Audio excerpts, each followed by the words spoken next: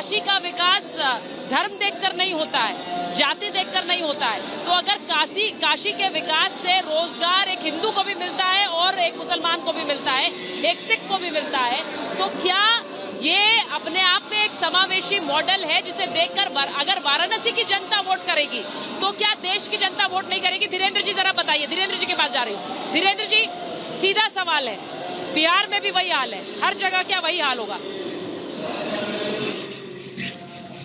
तो चित्रा जी, सबसे पहले काशी का आपने दर्शन करवाया, देशवासियों को मैं भी कर रहा हूँ। एक बार हर हर महादेव के साथ में मैं अपनी वाणी को सुन करता हूँ।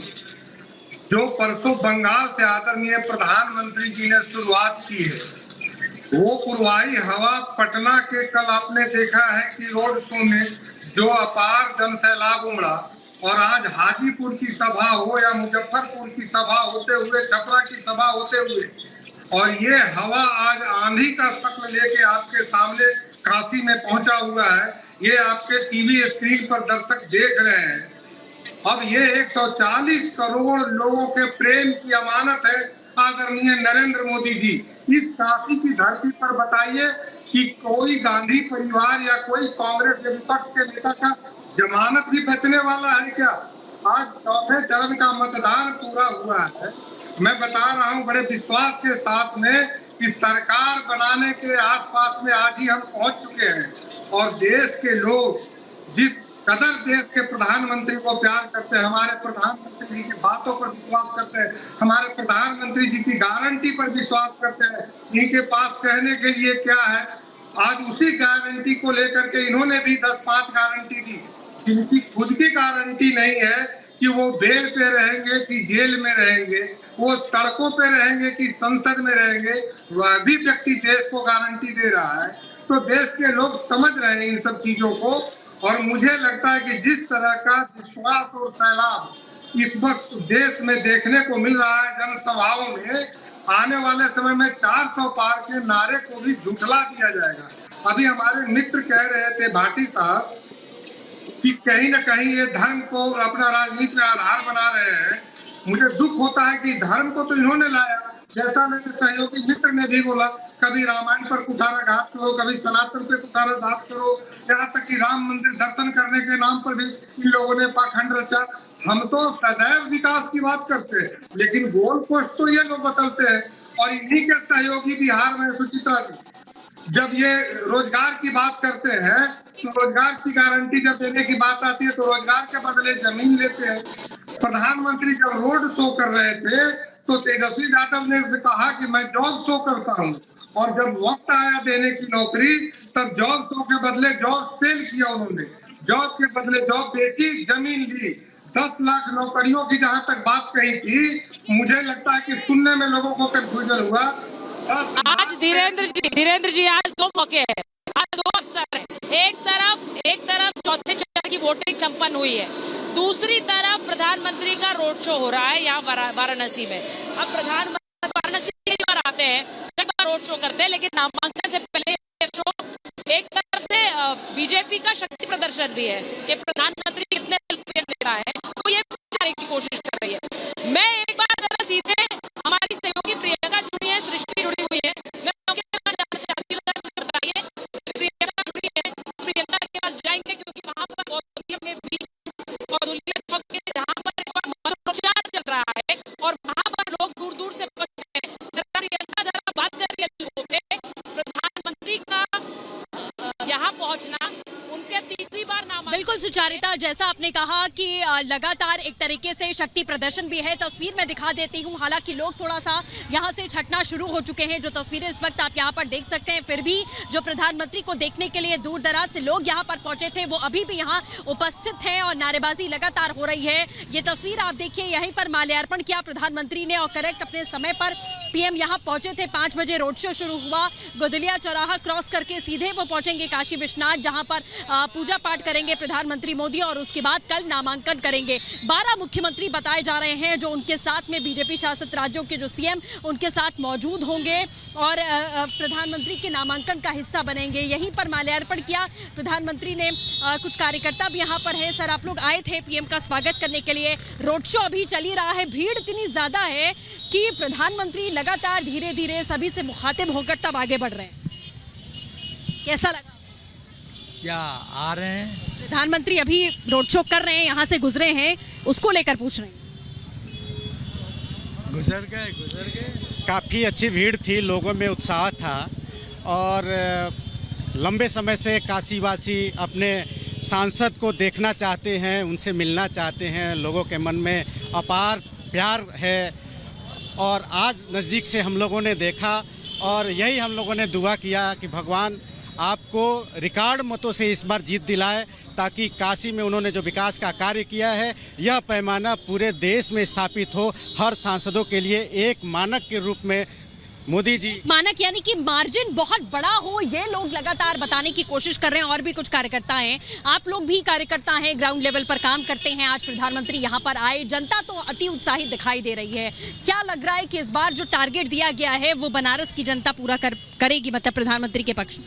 हमें तो ऐसा प्रतीत हो रहा है कि इस बार जो टारगेट है कहीं उससे अधिक मार्जिन से प्रधानमंत्री आज नेतृत्व करेंगे इस बार, क्योंकि ये काशी ऋणी है अपने प्रधानमंत्री का। जितना विकास उन्होंने किया मात्र 10 सालों में, यहाँ रहने वाले लोग बता नहीं सकते कि इसके पहले बनारस से निकलने के लिए कहीं डबल लेन की रोड भी थी, आज हर तरफ 4 लेन सड़कें। बहुत संकरे रास्ते हुआ करते थे। कुछ आम लोग भी हैं, उनसे भी हम पूछ लेते हैं क्या लग रहा है। सृष्टि जो बात कर रही है लोगों से, यहाँ पर बनारस में इस वक्त अगर आप तस्वीर देखेंगे, मैं अपने कैमरामैन से कहूंगी जरा मुकेश जी तस्वीर यहाँ करना होगा कि यहाँ पर प्रधानमंत्री के इंतजार में इस वक्त क्या है। खचाखच जो सड़क है गौदुलिया से जाने वाली काशी विश्वनाथ तक, वो पूरी तरह से भरी हुई है। और इस वक्त जो मैं आपको तस्वीर दिखा रही हूँ, यहाँ पर मंत्रोच्चार चल रहा है। ये मंत्रोच्चार चल रहा है लोगों के प्रधानमंत्री आने से पहले का।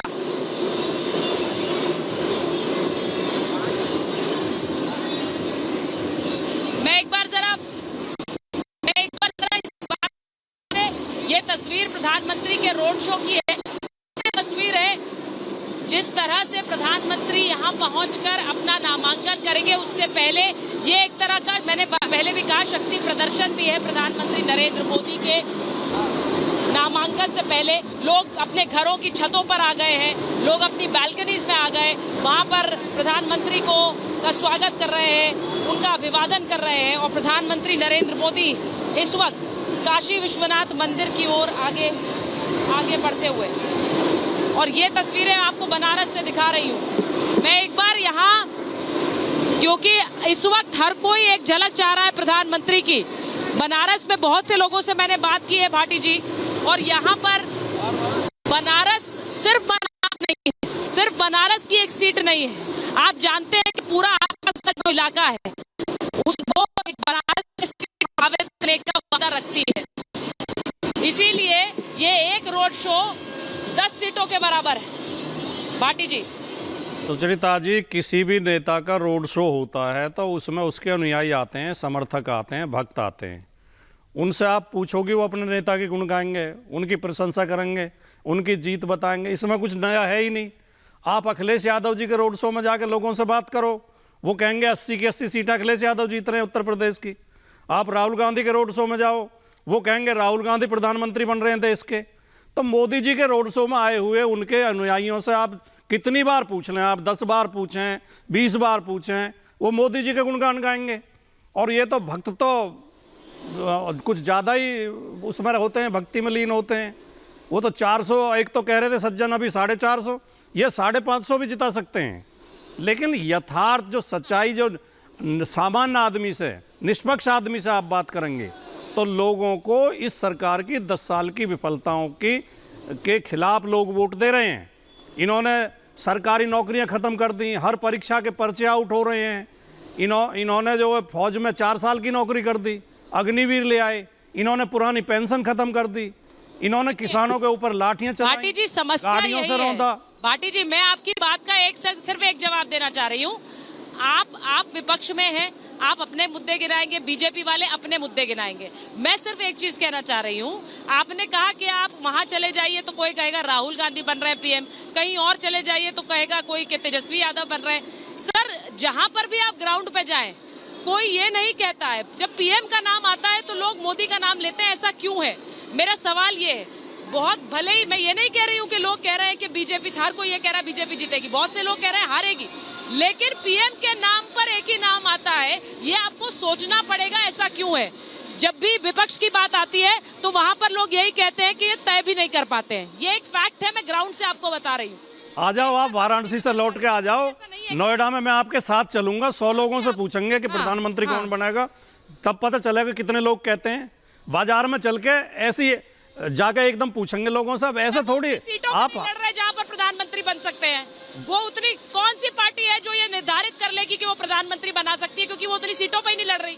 एक पार्टी बता दीजिए, आप अपनी पार्टी बता दीजिए। 5 तारीख में इंडिया गठबंधन का प्रधानमंत्री शपथ लेने की तैयारी करेगा और आपको नाम भी पता चल जाएगा। 5 जून को इंडिया गठबंधन की ओर से आप तय नहीं कौन कर भारत पाए, के इतनी प्रधानमंत्री बैठकें पद हो की गई शपथ भाटी जी। लेगा, ये आपको पता चल जाएगा।